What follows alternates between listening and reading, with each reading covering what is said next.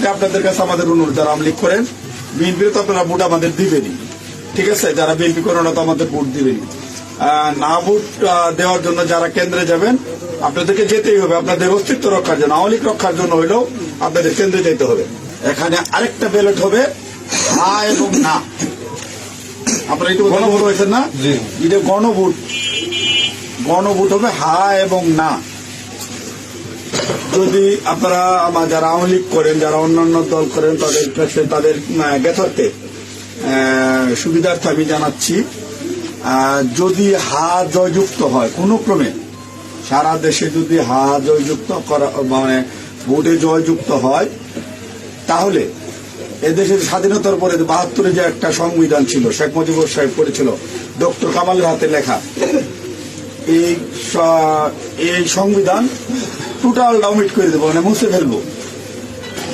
স্বাধীনতার যে আছে ৭১ সালে যে যুদ্ধটা হয়েছিল, এই যুদ্ধটা ৭১ সালের কোন ঘটনায় বাংলাদেশ আর থাকবে না।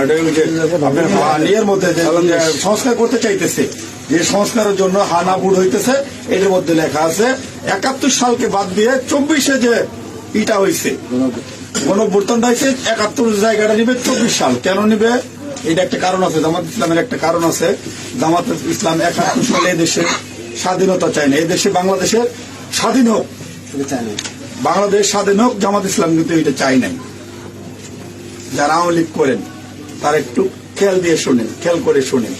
বাত ব্যথা, প্যারালাইসিস কিংবা আর্থ্রাইটিস, আধুনিক ফিজিওথেরাপি ও পুনর্বাসন চিকিৎসায় নির্ভরযোগ্য নাম ডিপিআরসি।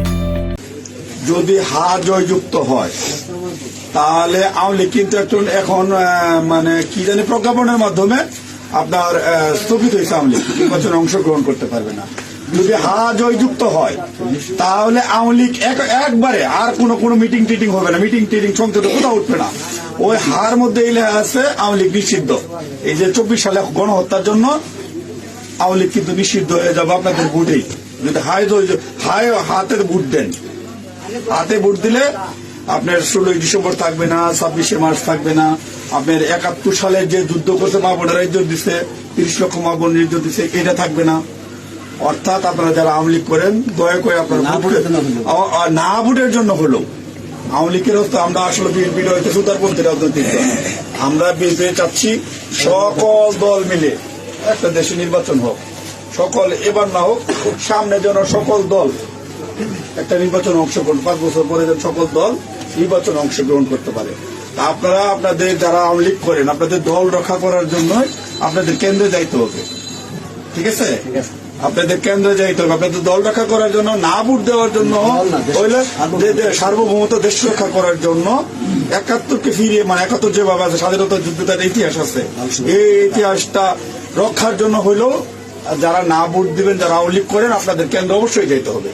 কেন্দ্রে যদি আপনারা আপনাদের দলকে রক্ষা করতে যান, যেহেতু এবার আপনাদের নাই কোন নমিনেশনের, আওয়ামী লীগের কোন প্রার্থী নাই, দয়া করে সেক্ষেত্রে আপনাদের কাছে আমাদের অনুরোধ, যারা আওয়ামী লীগ করেন, বিএনপির তো আপনারা ভোট আমাদের দিবেনই, ঠিক আছে? যারা বিএনপি করেন না তো আমাদের ভোট দিবেনই।